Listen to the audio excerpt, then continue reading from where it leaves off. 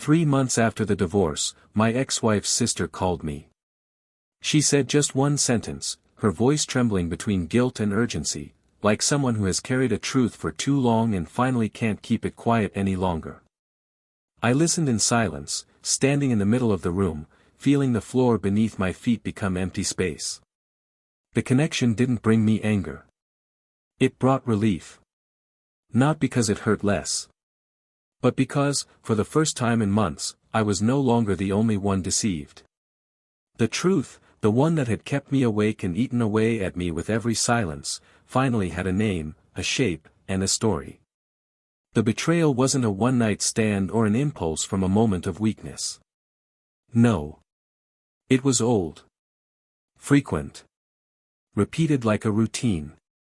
And worst of all, everyone around her knew. Everyone. Except me.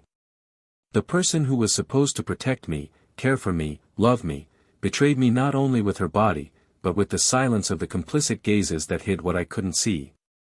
They betrayed me while I smiled, while I made plans, while I held her hand thinking it was my safe place. In the months following the divorce, I walked like someone walking away from a fire, whole, but burned inside. I reviewed every detail, every gesture, every kiss, every conversation that now carried a different meaning.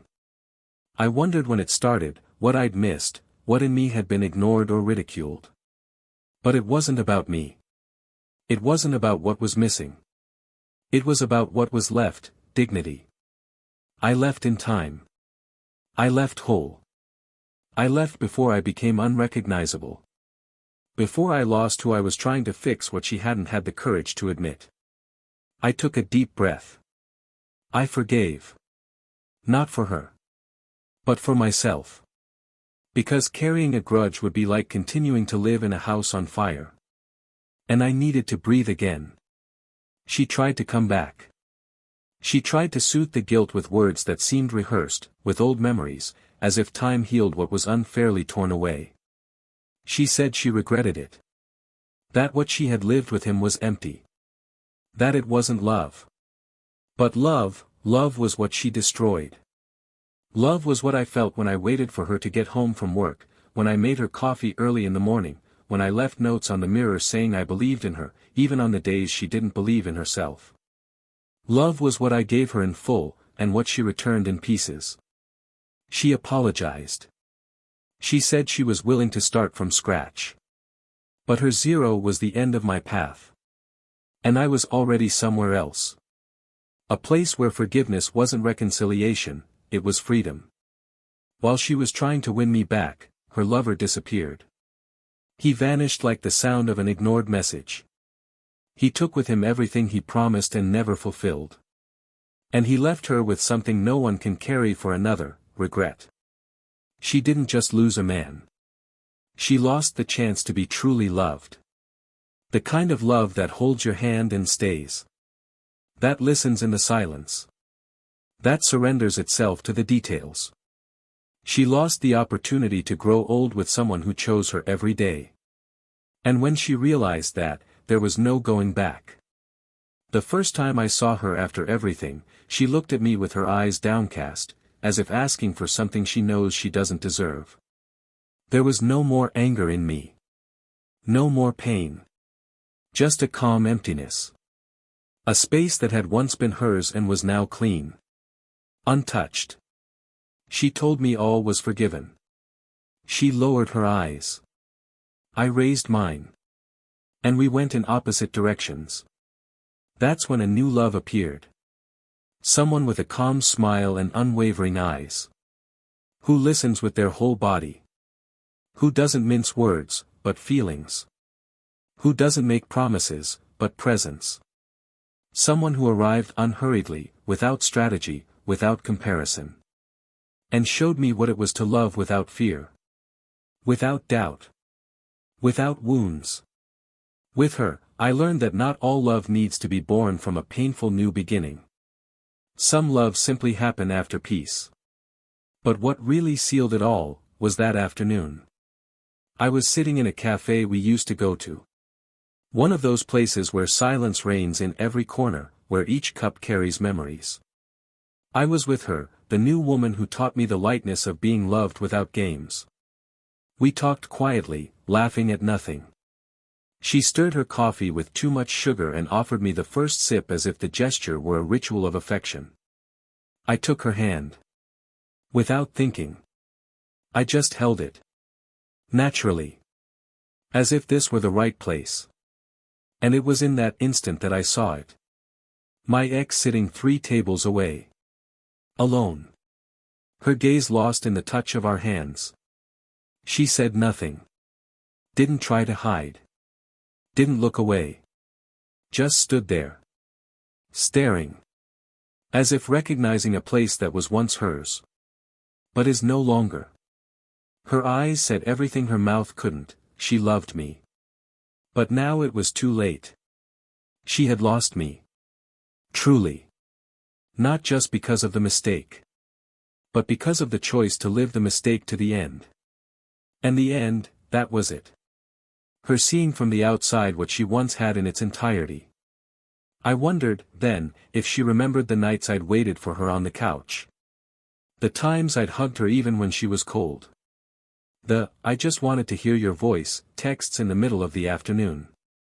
My smile when she called me mine. I wondered if it hurt. If it hurt to see her love evaporate. And that mine had found another body to rest in. She never said anything. Never wrote. Never asked for it back. But she stood there. Staring. As if that moment were the sentence she never expected to receive. The punishment wasn't losing me. It was seeing me happy after being hurt. Seeing that, even with the scars, I still knew how to love. It just wasn't for her anymore. I haven't seen her since. I've heard she's been quiet, more withdrawn, trying to rebuild herself without the same faces around her. Because betrayal doesn't just destroy love. It destroys the trust of those who loved you, those who believed in you. It destroys friendships, bonds, family. It's a crack that grows wider until it swallows everything. And what's left, is regret. Silent regret, burning inside. Not out of guilt. But out of the knowledge that things could have been different. And that those who truly love don't betray. Don't lie. And, most importantly, don't destroy the heart of the one who chose them. But there was one detail she never knew. A part of the story no one told.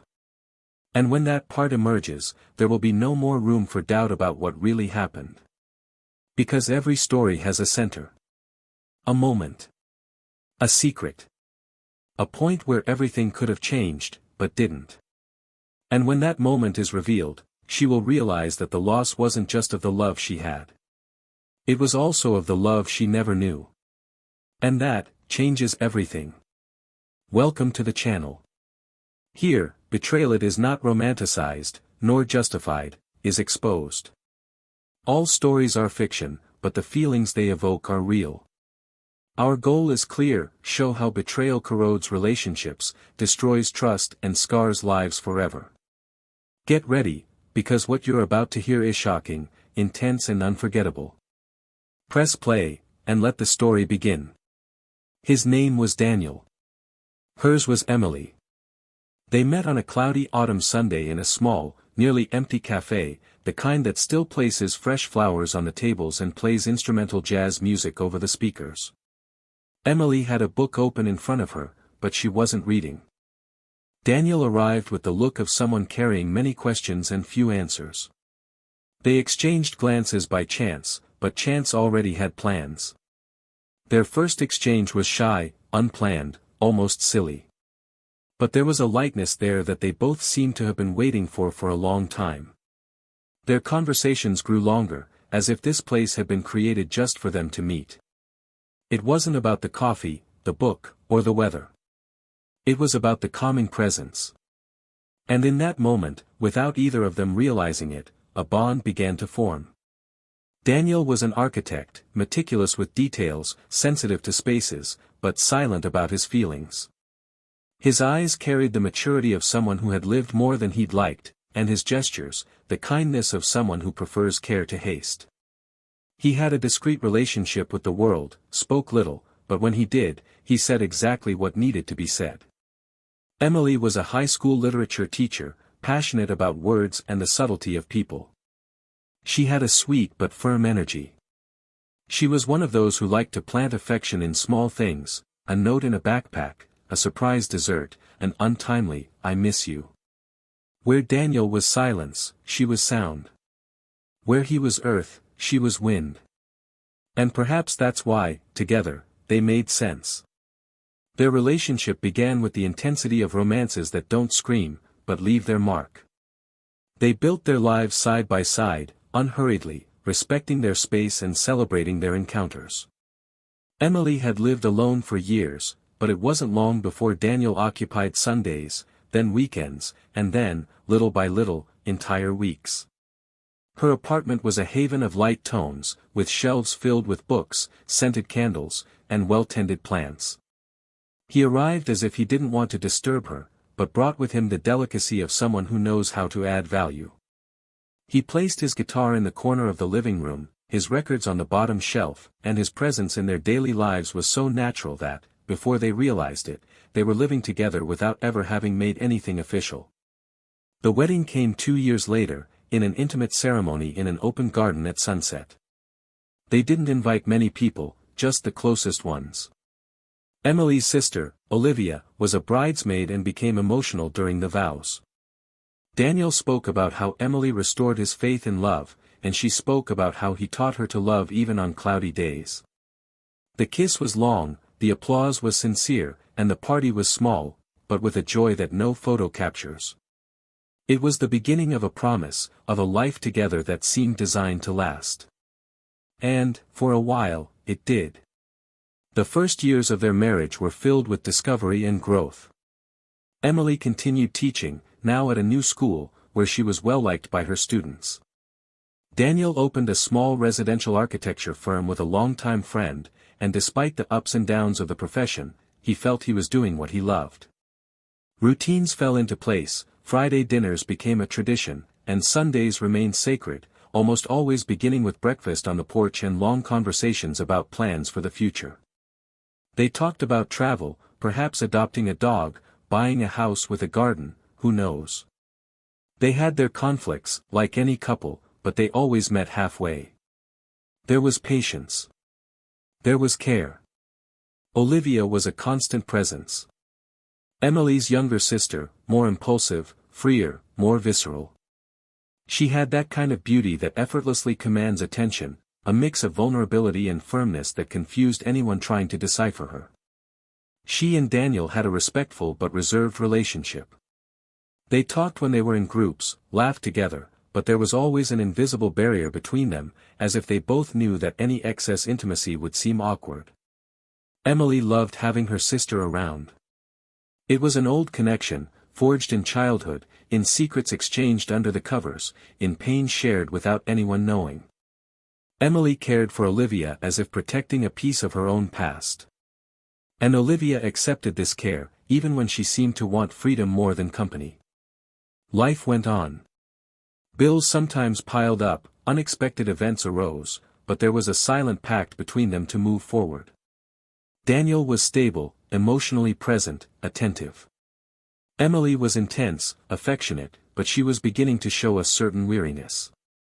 A restlessness that Daniel noticed in her eyes when she thought no one was looking. She said nothing, and he respected her silence. Sometimes she took longer to return from work. Other times, she would stay locked in her room for hours writing things in notebooks he didn't read. When he asked if everything was okay, she would say yes, just tired. And he believed her, because love, for him, was also trust.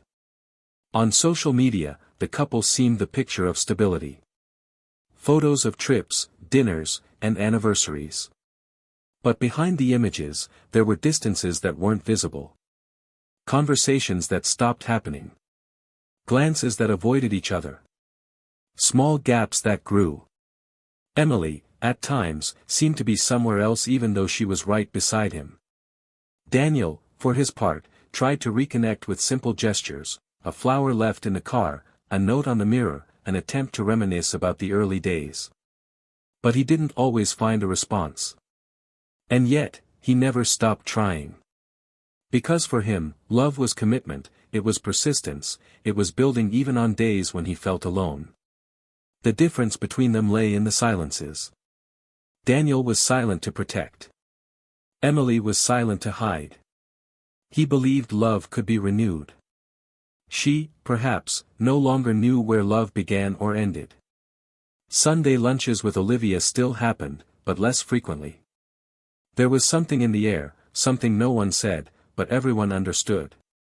An unease disguised as fatigue, a tension that permeated their looks and gestures. Olivia spoke less. Emily listened less. Daniel observed more. And, little by little, the bonds began to loosen.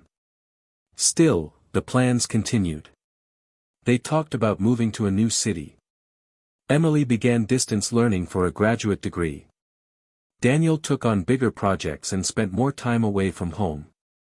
But every night, when he arrived, he'd leave his phone in the corner and sit next to her on the couch, waiting for her to invite him back into her world. And sometimes she'd let him. Sometimes she'd rest her head on his shoulder and they'd sit there, silent, as if trying to remember who they were before they lost themselves in the demands of everyday life. It was during this phase, this invisible transition, that something inside Emily began to change. She withdrew, even when she claimed to be fine. Daniel felt it. He didn't know why, he didn't know how, but he knew something was breaking between them.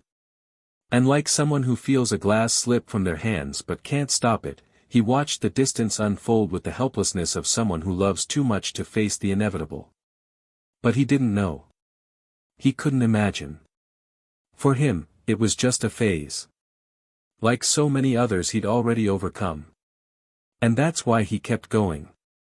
He kept believing. He kept trying. He kept loving. Because Daniel deeply believed that when two people truly choose each other, they always find a way back. Even when the road gets lost for a while. Even when everything seems far away. He just didn't know that this time, the path wasn't back. It was far away. And that some returns don't happen. Not because the love ended. But because he was abandoned along the way. And somewhere between the silences, between the disguised absences, between the avoided glances, the breaking point already existed. Invisible. But definitive. The end began with details too small to be immediately noticed, yet weighty enough to accumulate silence within someone who loves completely. Daniel had been waking up earlier than Emily in recent months.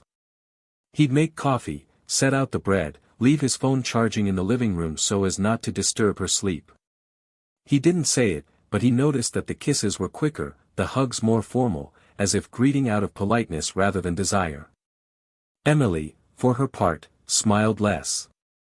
When she did, it was for others.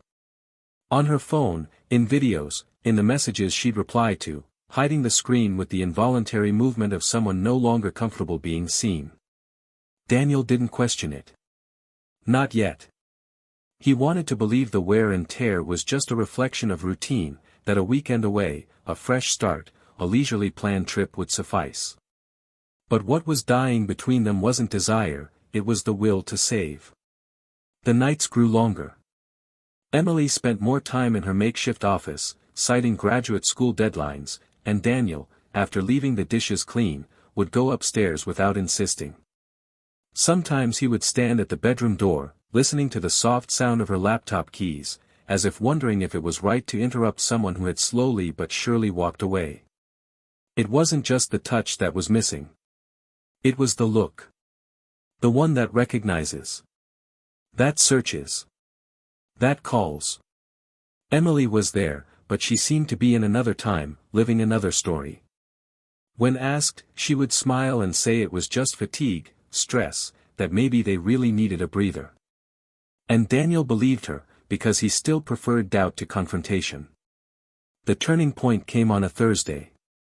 They were on their way to dinner with mutual friends, and on the way, Emily was fiddling with her phone with a slight smile on her lips, while Daniel drove with a blank expression.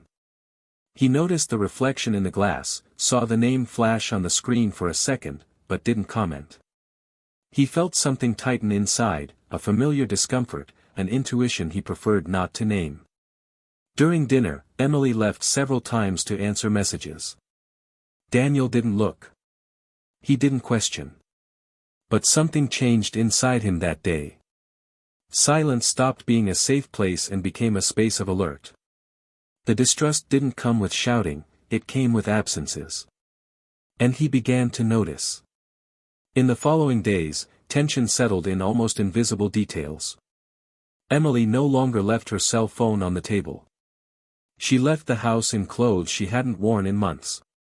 She touched up her makeup even when she said she was just going to the library to study. Daniel watched. Not with jealousy, but with the look of someone losing something precious and unsure how to stop it. Emily's sister, Olivia, began to show up less. When she did, she avoided being alone with him. Their conversations became more secretive. Spontaneity gave way to caution. Olivia seemed uncomfortable, like someone carrying a secret they couldn't share. Daniel tried to talk to Emily one night, asking if everything was okay between them, if she still saw herself there, if there was anything they needed to face together. She responded sweetly, but with a cutting coldness. She said she was just confused, about life, about her choices, that she needed time. And he gave it to her. Because he believed that love was also about knowing how to wait. But the time she asked for wasn't to rebuild. It was to walk away. And then, confirmation came. It was a coincidence. Or maybe not so much. One Saturday afternoon, Daniel returned early from a project in another city. He didn't let her know. He wanted to surprise her with flowers and an invitation to go out. He arrived home, left the car in the garage, and quietly climbed the stairs. The bedroom door was ajar. And what he saw, for less than 3 seconds, would be enough to change everything. Emily wasn't alone. Sitting on the bed, she was talking on the phone to someone who clearly made her smile in a way he hadn't seen in a long time. There was no touch, no kiss, no direct confession. But the tone, the words, the muffled laugh, the way she said, "I miss you," they were like thin knives slowly sinking in. Daniel went downstairs without her noticing. He sat on the sofa. He left the flowers on the floor. And he waited. When she came downstairs, hours later, he didn't speak. Neither did she. That night, they slept in the same bed, but separated by a chasm. She turned away, and he stared at the ceiling. And for the first time, Daniel understood that there was something between them that could no longer be mended. In the following days, he stopped trying. He stopped asking, seeking, reaching out. He began working more, sleeping less, responding with mechanical gestures. Emily noticed, but didn't react. Maybe out of guilt. Maybe out of fear.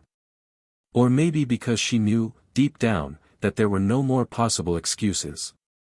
Olivia called once, tried to talk to Daniel, but he refused. He sensed the presence of someone in her who knew more than she was letting on. And that drove him away. He suggested divorce. Calmly. Without arguments. He said he no longer saw a future there, that their feelings had changed, that perhaps it was time for each of them to go their separate ways. Emily cried. She tried to argue. But she didn't deny it. Because denying it would be lying not only to him, but to herself. They signed the papers in silence. No witnesses nearby. No friends. Just the two of them, ending something that had once been everything. Daniel moved out. He took few things with him. He left the piano, the shared books, the paintings they'd bought together. Not because he no longer wanted any of that, but because he knew that love, when it ends, doesn't take memories, it only takes the part that can't be touched. Emily stayed in the house. She didn't leave for days. Olivia showed up a few times, but the atmosphere was tense. There was hurt in the air, regret, something unspoken. Daniel didn't seek it out. He didn't block it out either. He simply chose silence as a means of survival. 3 months passed. And then, the call. Olivia, nervous, anxious, saying she needed to tell him something. That she thought he already knew. That she couldn't keep it in any longer. And it was in that moment, in that unannounced phone call, that the betrayal went from suspicion to fact. Emily wasn't just confused. She'd been involved with someone else for longer than anyone realized. The relationship didn't begin after the breakup. It coexisted with the marriage. 4 months. Maybe years. And everyone around knew. Everyone except him. Daniel listened to everything without interrupting. Each word was a wound reopening. But he didn't scream. He didn't cry. He didn't hang up. When the call ended, he sat there, phone still in his hand. The house was silent. His heart, finally, at peace. He knew. Now, he knew. But what he didn't know yet, was what came next. Because there was something Olivia didn't say. Something that would change the meaning of everything. The call had ended, but something remained in suspense. Daniel felt in his body that dense sensation felt when a truth has just passed through the soul and hasn't yet found a place to rest. He paced the room in silence, trying to reorganize his ideas, his memories, the now clear noises of a recent past. What had once been doubt had become a realization, but there was still something there, something in Olivia's hesitant tone, in the way she breathed between sentences, as if about to say more, and then fell silent. It wouldn't leave his mind. And the silence, once again, became an uncomfortable presence. He lay awake all night. The image of Emily smiling on the phone, her eyes averted, the gradual distancing, everything fit together like pieces that finally revealed a painful but now understandable picture. What he hadn't expected was that there was still a missing piece. And that this piece, once placed, would completely change the very fabric of what he thought he understood. 2 days later, Olivia asked to see him. She didn't want to talk on the phone. He said it was important, that he couldn't put it off any longer. Daniel hesitated. He'd already received everything he needed to move on. The divorce was painful, the betrayal a wound in the process of healing. But something inside him told him that wasn't the end of the story. When she arrived, he noticed a weight on her face that wasn't just regret, but an internal conflict that had been lingering for a long time. Olivia always had a restless look, but that night, there was a new weariness in her features. They sat on the porch, where the wind cut through the night with a certain violence, as if even nature sensed what was about to be revealed. Olivia took a while to begin. She stared at her fingers, pressing her nails into her palms, breathing deeply. When she finally spoke, it wasn't with an explanation, but with a question. "Do you remember that Saturday, the one you came back early from your trip?" Daniel nodded. He didn't need details. That image was imprinted with precision.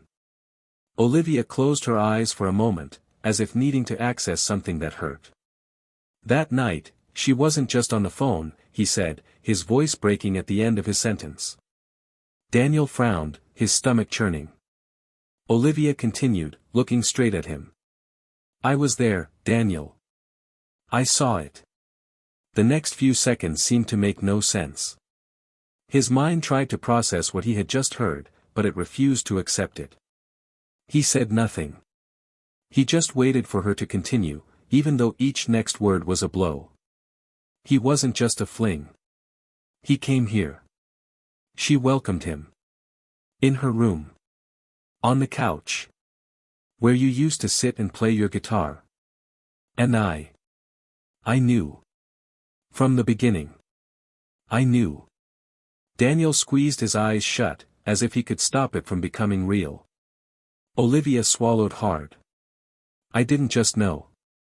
I covered for her. I lied. I covered for your outings, distracted you at parties, made excuses. Emily told me it was just a phase, that she needed to figure out what she felt, that maybe she was confused. I believed her. Or wanted to believe her. But it wasn't confusion. It was choice. Anger didn't come immediately. What followed was a profound silence, like that of a city after a disaster. Daniel looked at the ground, at his hands, at anything but her face. But Olivia didn't finish. I went there that day. I saw everything. I heard it. They laughed, they made jokes about you, about your calmness, about how easy it was to fool you. And I stood there. Standing. In the hallway. Not knowing whether to scream, leave, or slam the door, she ran her hands over her face, trying to hold back the tears she could no longer hold back. I didn't say anything. Not that day. Not after. And it destroys me inside, Daniel. Because you were always good to her. To me. Always there. And I let you be deceived. He stood slowly, as if his body were heavier than it should have been. He walked to the balcony railing, rested his hands on it, and stood there, silent. Olivia stood soon after, approaching hesitantly. There's one more thing. Daniel didn't turn around, but he heard her. Her voice was now a thread. The man, the guy she cheated on you with, he was my ex. The impact of the sentence didn't come all at once. He felt as if the world were opening up beneath his feet. Olivia continued, feeling a mixture of shame and revulsion. He had broken up with me a few months before he started dating her. At least that's what I thought. But then I found out that he was already talking to Emily while he was still with me. They met because I took him to dinner at your house. Your house, Daniel. His breath caught. Daniel turned his face slowly, his eyes moist but steady. Olivia trembled but held her ground. She knew. She knew he was mine. She knew what he had done to me. And yet, she chose. And I let her. I thought it would pass, that she would stop. That it was just need. But she chose to stay. And when it was all over, when you left home, when she was alone, he disappeared. Vanished from her life. As if she had never been anything. Daniel breathed like someone relearning after drowning. This wasn't just a marital betrayal. It was a collapse of everything. Of trust, of family ties, of dignity. He ran his hands over his face, turned away, and sat down again. Olivia sat next to him, but without getting too close. She knew there was no consolation. I wanted to tell you before. I swear I did. But I was also broken. I lost the sister I thought I knew. I lost you. I lost myself. He finally spoke, his voice low and clipped, and why now? She took a moment. She looked up at the sky. And replied, because seeing you at peace, made me realize how much you deserve this truth. Even if it hurts. Because it's yours. There was a long silence. And there, in the middle of the night, amid the scattered shards, Daniel understood. He understood that what hurt wasn't the end, but everything that had to be ripped away. What had been lied to, hidden, protected by those who should have cared for him. It wasn't just about Emily. It was about everyone who knew. About the fake smiles, the empty hugs, the dinners shared with people who schemed behind his back. But it was also about him. About how, even in the face of disloyalty, he had managed to stay together. And that was his victory. Olivia stood slowly. She said she didn't expect forgiveness. That she had no right to ask. She just wanted him to know. Before leaving, she paused hesitantly at the door. Are you going to tell her you know? Daniel looked straight ahead, fixed. She already knows. And when Olivia was gone, the silence that remained was no longer heavy. It was the silence of liberation. Of the end. But also of a new beginning. Because now, he knew everything. And he no longer carried any doubts. And the next day, he would see her again. In an unexpected place.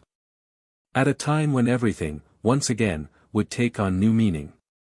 The next morning, the sky was overcast, and the city seemed charged with a silent tension, as if the air had thickened. Daniel woke before his alarm, not from insomnia, but from a different state of wakefulness. It wasn't restlessness, it was lucidity. He ran his fingers through the window curtains and remained there, observing the almost static movement of the streets, wet from the light rain that had fallen during the early morning. The taste of the coffee didn't seem the same, nor did the silence of the house. There was a painful clarity to everything, as if he now saw the world with a clarity he hadn't had before, even though he knew that clarity had come at a great price. He didn't know what the day would bring, but something was pushing him forward, as if he needed to face it, close cycles, put an end to it, even if that didn't change what had already been written. It was late that afternoon, in a discreet cafe he'd often frequented during the early years of their relationship, that everything happened. He hadn't planned to go there, but his feet carried him as if that choice were inevitable. The place still had the same wooden furniture, the same soft instrumental music, and the same woman behind the counter, who greeted him with a welcoming smile, no questions asked. He chose a table in the corner, near the window, and sat there with a cappuccino in his hands, not to savor it, but to have something to hold. Outside, life went on, hurried, indifferent, but inside, everything was on hold. And then she walked in. Emily seemed smaller. Not physically, but in the way she moved, the way she held her bag close to her body, the way her eyes avoided meeting his. She hesitated when she saw him, but walked toward the table without waiting for an invitation. She sat down slowly, on the other side. There was no nervousness in Daniel, just a steady serenity, as if he had nothing left to lose, and nothing left to keep. "I heard you saw Olivia," was all she said at first. Her voice was low, as if testing the room. Daniel nodded slightly. He didn't answer. He just waited. Emily continued, now a little more tense. "Did she tell you everything?" Daniel's silence was answer enough. She lowered her eyes, ran a hand through her hair, as if seeking solace within herself. There was blatant guilt, but also a certain pride still present, the kind of pride that protects those afraid of falling apart. When she spoke again, her tone was a mix of outburst and plea for mercy. "I didn't plan it. I swear I didn't. At first, I was just confused. I felt invisible, numb. And he appeared in a way that filled an empty space I didn't even know existed. I knew it was wrong. Every second was wrong. But I stayed. I lost myself. And when I realized, I couldn't leave." Daniel kept his eyes fixed on her, but his expression wasn't judgmental. It was almost neutral, like someone who's lived through the hurricane and is now simply observing the damage. Emily struggled for words, but she seemed to be fighting a sea of memories and shame. "I thought about telling you so many times. But I was afraid. Afraid of losing you. Afraid of losing what we were. But I had already lost. When I cheated, I lost you. Even though you were still there. I saw it in your eyes, every time you tried to reach me, and I didn't know how to answer you anymore." Daniel let out a slow breath, leaned back in his chair, and finally spoke, his voice firm but not aggressive. "It wasn't just about me. It was about you. About who you chose to be in that moment. You didn't cheat on me out of need. You cheated because you wanted to. Because you thought you deserved more. Because you thought what we had wasn't enough anymore." She interrupted him with a slight desperation in her voice. "It wasn't about deserving more. I don't know how to explain it. I just lost myself." Daniel lowered his gaze for a moment, then looked back at her. "And in the midst of your loss, you took everyone with you. You took me. You took your sister. You destroyed what little was left between you. For a man who disappeared at the first sign of trouble." Emily was silent. Tears began to fall. She didn't try to hide them. For the first time in a long time, she wasn't hiding them. She was exposed, without makeup, without apologies, without the protection of pride. Daniel continued. You know what hurt me the most? It wasn't being betrayed.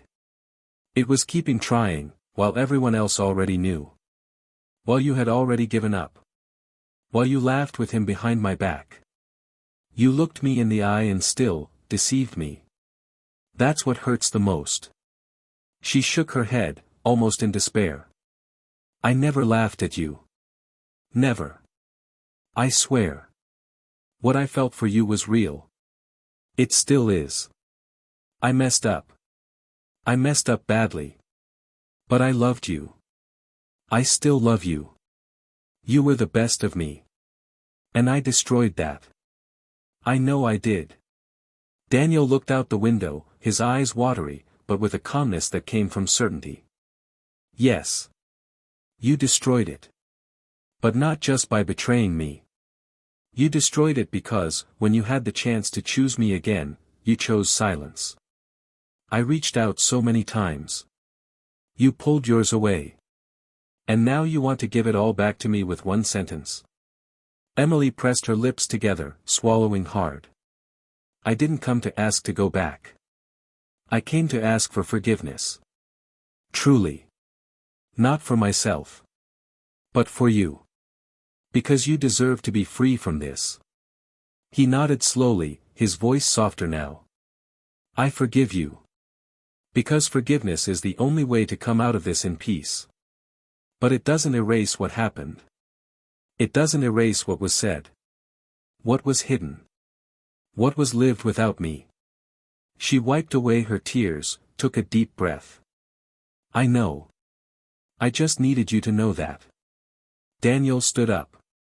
He looked at her one last time, and said with a tone of genuine farewell. Now I know. And that's enough. And then he left. Outside, the air was lighter. He walked aimlessly through a few streets, letting the wind hit his face, as if each step were a part of him returning to his own body. There was no more anger.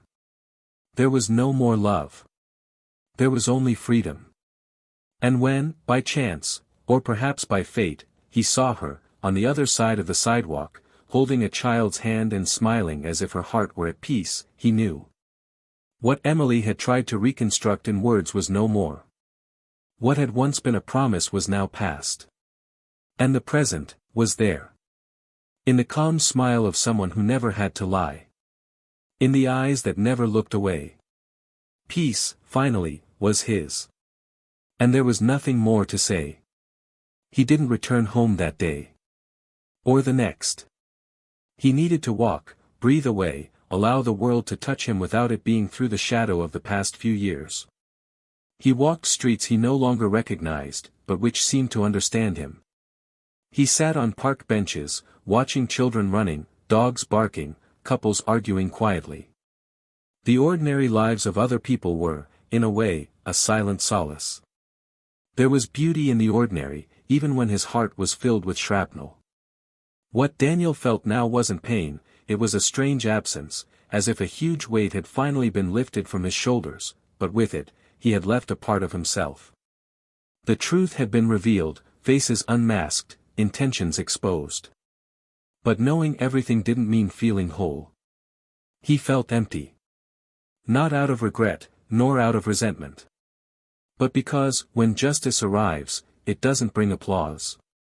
It brings silence. In the following days, he calmly sorted things out.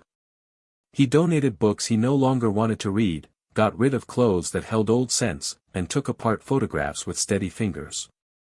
It wasn't about forgetting, it was about rebuilding himself without the memories that kept him trapped in a place he no longer lived. The piano was sold. The sofa was replaced. The address was updated. He wanted, more than anything, to start over. But I knew that real new beginnings don't happen overnight. They happen within. Slow, drawn out, silent. And sometimes, they hurt. The new house was small, bright, with a narrow porch that caught the morning sun. It was unlike anything he'd ever owned, and for that reason, it felt right. There were no traces there. No ghosts. Just space. He began cooking more, working more diligently, answering emails more attentively. He reconnected with old contacts, called friends he hadn't heard from in years, and rediscovered small parts of his own life that had been frozen while he tried to salvage a marriage that was already crumbling. Little by little, he began to hear himself again. And amid this rebuilding, a new face began to emerge. It wasn't planned. There were no promises or urgency. Just casual encounters, light conversations, glances that lingered a little longer than expected. She was calm, with a discreet smile, the kind that doesn't try to please, but welcomes.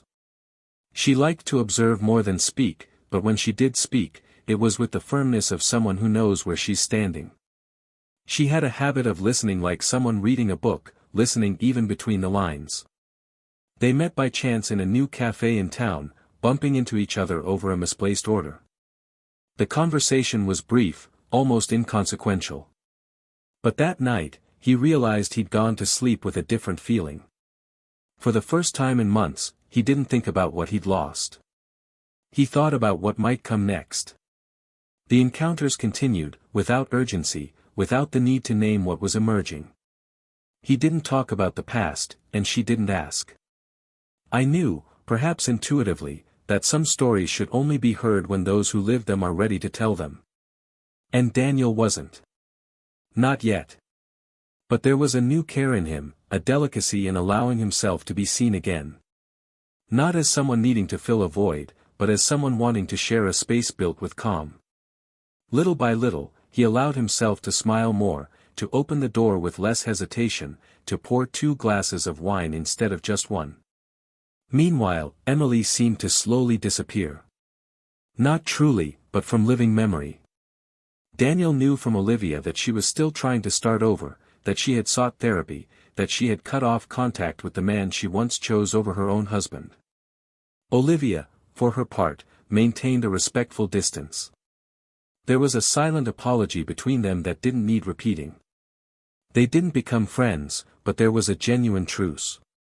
And for Daniel, that was enough. Some wounds heal when the pain is acknowledged, even if the bond isn't rebuilt. It was during an ordinary afternoon, as she was leaving a photography exhibition, that the past came flooding back. Emily was there, sitting alone on a garden bench, her eyes closed and her shoulders hunched. When she saw him, she stood up. There was something new about her, something stripped of vanity, of control. She seemed older, not in her face, but in her soul. She approached slowly, and he didn't back away. He just waited. "I didn't expect to see you here," she said, her tone soft, almost resigned. Daniel nodded, without smiling. "Neither do I."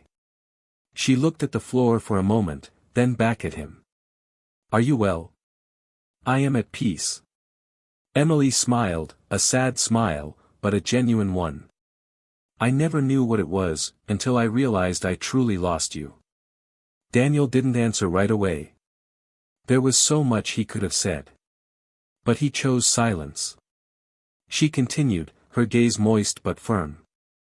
"I just wanted you to know, that regret isn't just for what I did. It's for everything I didn't do.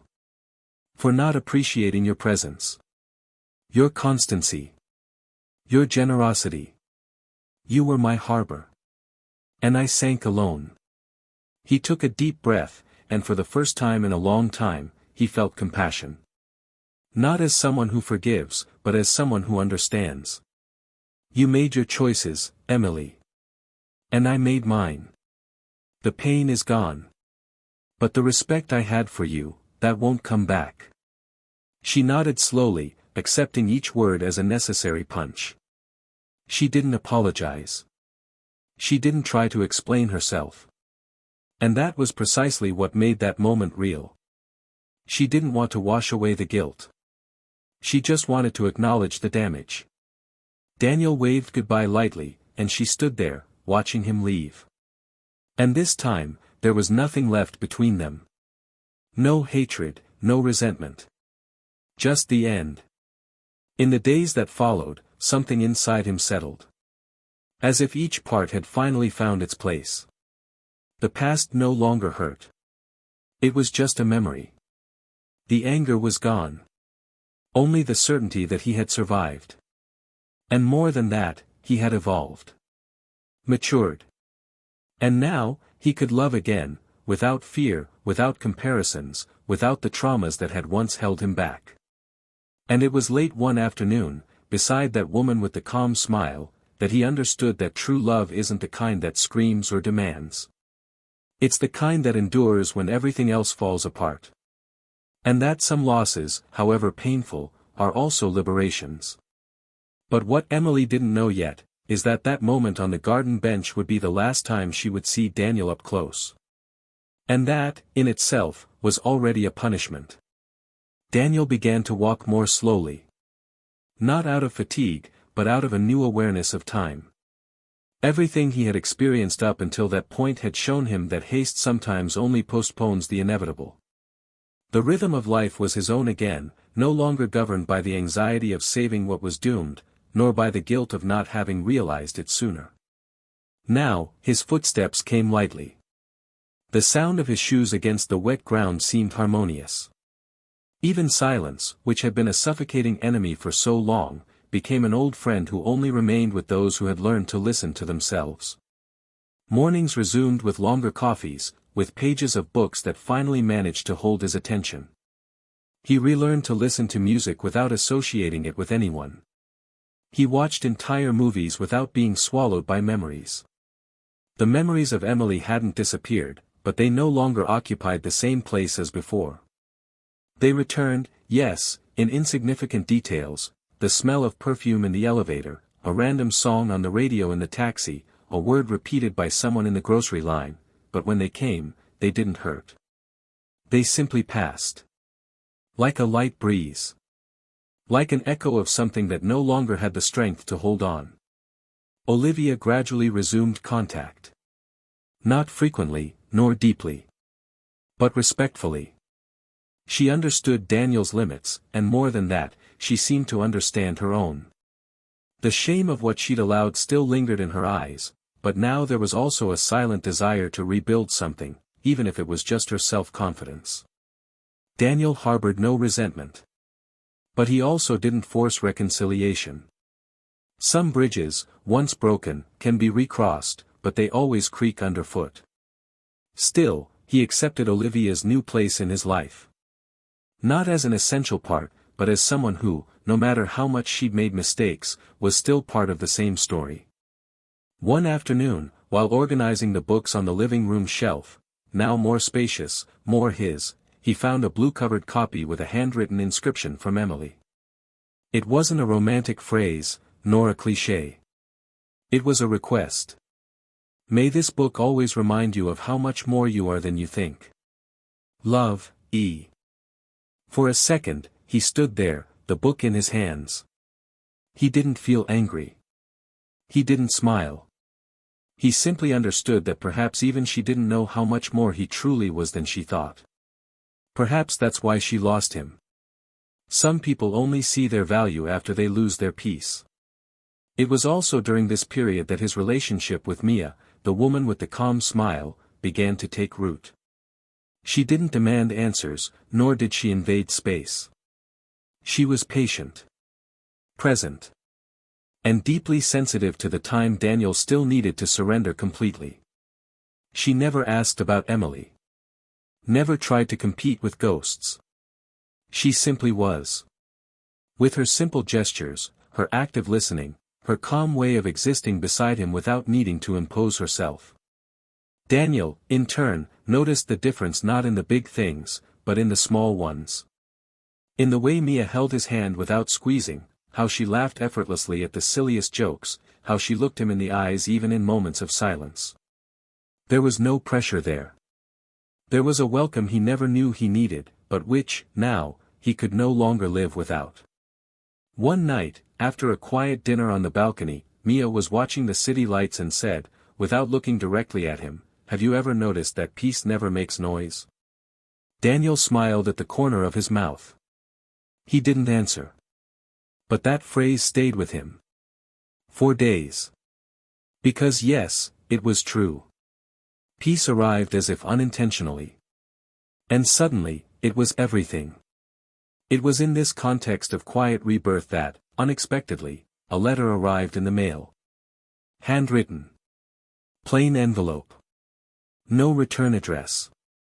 But he recognized the handwriting immediately. Emily. Daniel hesitated for a few minutes before opening it.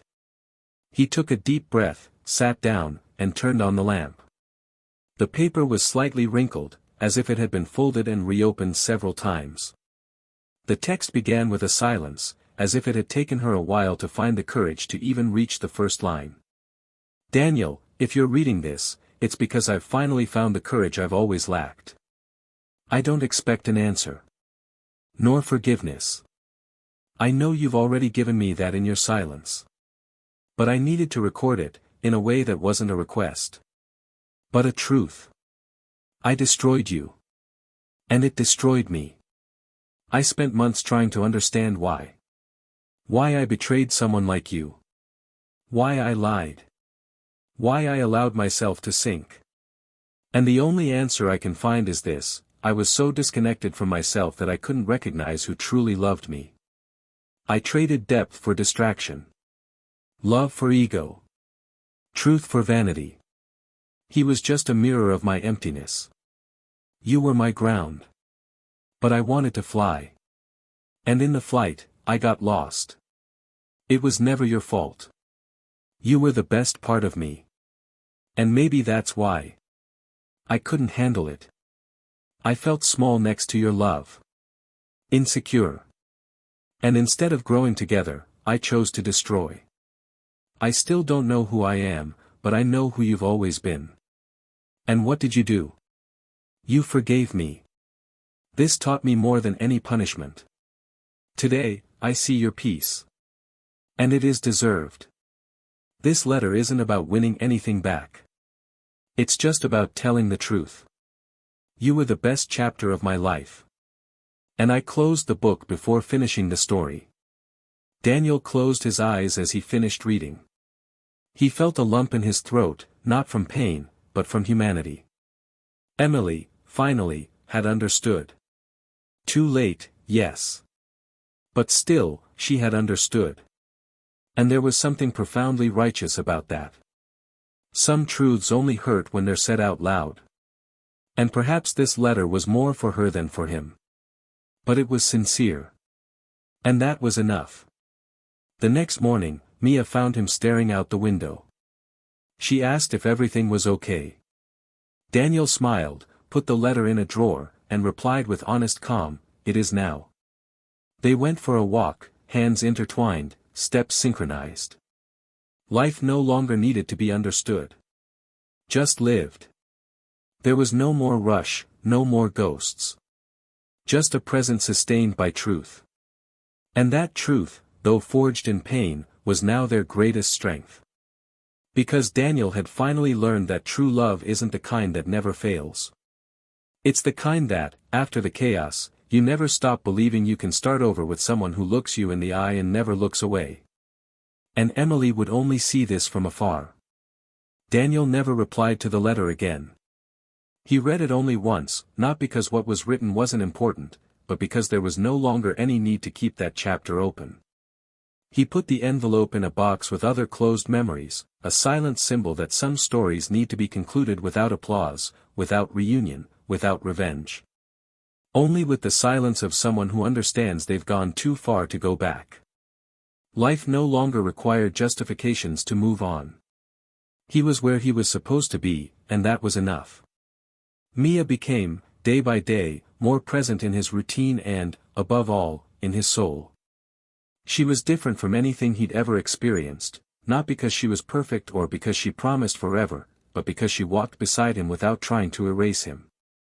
She saw him as he was, with his scars, with his memories, and yet, she chose him.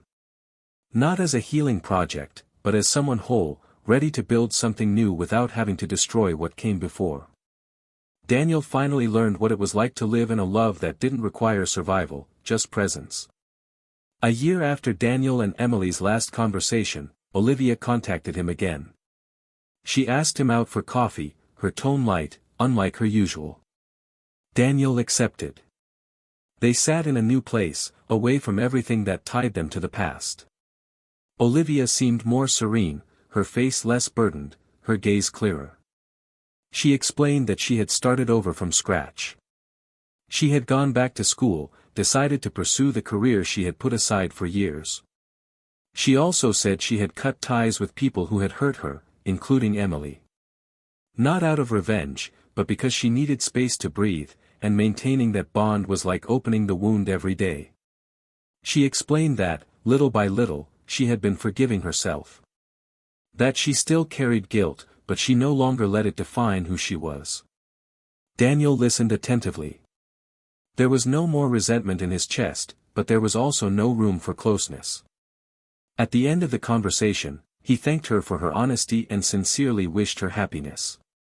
Olivia smiled, a pure smile, like someone who finally understood what it means to let go. Emily followed a different path. Life, which once seemed to revolve around distractions and external validation, was now heavy. She lost friends, distanced herself from her family, including her sister. Loneliness didn't come suddenly, but as a series of voids she couldn't fill. She tried to start over, yes. She tried to reconnect, tried to connect with people from the past. But she realized, cruelly, that trust can't be rebuilt with speeches. It takes time. And time was what she lacked. At some point, she understood that, even having been forgiven, she would never be seen the same way again. And this silently tore her apart. The places she frequented with Daniel now seemed to avoid her. The songs that once touched her heart now ached. The house where they lived together was sold, not by her decision, but because it no longer made sense to live amid so many memories that could no longer be touched. The man with whom she'd exchanged glances and promises fled without explanation, and deep down, she knew, he was just another reflection of the emptiness she'd created. And no matter how much she tried to give new names to what she felt, she knew nothing was more real than the regret that weighed heavy with each dawn. She now lived with the knowledge of what she'd lost. Not just a husband. But a real love. A love that was home. A love that never returns. Months later, Daniel and Mia were ready to move to another city. Nothing sudden, nothing abrupt. It was simply the next step for someone who no longer had roots in the same soil. The decision was natural. A new job opportunity arose, and with it, a chance to build together, far from the rubble of what had been. They rented a house with large windows, full of light, where time seemed to pass more slowly. Daniel returned to playing the guitar. Not like before, not with melancholy. But with the lightness of someone who understands that the sound coming from the strings needs to be experienced in the present. Mia listened to him with a serene smile, as if hearing every note with her heart. On a cloudy afternoon, before the final move, Daniel passed by the old bookstore where, years ago, he had bought the book Emily had signed. He went in. He browsed the shelves as if searching for something, but without rushing. He picked up a new copy, read the back cover, ran his fingers over the pages, and smiled. As he paid, he exchanged glances with the clerk, who seemed to recognize the man who had come there frequently years ago. But there was no need to talk. Time, sometimes, answers everything in silence. In the new city, Daniel became a different version of himself. Lighter, calmer, more whole. The pain no longer had a home. It was just a memory of something that needed to happen for him to get where he was. Love with Mia was unhurried and unidealized. It was built with truth, with space, with presence. She didn't complete him. She accompanied him. And that, for him, was love. There were no promises of eternity, only the certainty of the present. And the present was everything. Emily, on the other hand, continued with the absence. A screaming absence. She tried to move on with other people, but realized the problem wasn't the other person. It was her. She was emotionally amputated from something she destroyed by choice. She knew it. And life, over time, showed her that certain mistakes don't lead to death, but to the condemnation of living with what was lost. She changed her number, abandoned social media. She became more reclusive. And on the few occasions she crossed paths with acquaintances, the pitying looks of others were a reminder that those who betray don't just lose trust. They lose the right to be remembered with affection. Years later, Daniel would be remembered by his colleagues as the man who overcame something cruel with class. Mia would describe him as someone who loved twice, once with pain, once with peace. And Olivia, when she heard his name in casual conversation, would simply take a deep breath, remembering what it cost her to maintain a silence that destroyed more than her conscience.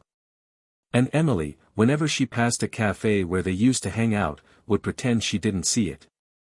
But deep down, she knew, he was the love of her life. And she lost him. Not because he left, but because she pushed him away with her own choice. And now I want to hear from you. What did you think of this story? Leave your comment below and share your opinion. We want to know how this story made you feel. Subscribe to the channel now so you don't miss future exciting stories like this. This story clearly shows what betrayal can do to a life, a relationship, a family. It doesn't just destroy a moment. It corrodes everything built with love, erases sincere gestures, burns the most beautiful memories, and leaves a void that will be difficult to fill. Betrayal isn't just a mistake. It's a decision that, when made, strips away not only the other person's trust but also the peace of the person who commits it. Those who betray themselves first. And almost always, you lose much more than you imagine. This channel does not support and will never support any form of betrayal here. Our stories serve as reflection, so that you understand that truth, loyalty, and sincere love are the only ways to build something that truly lasts. Until the next story.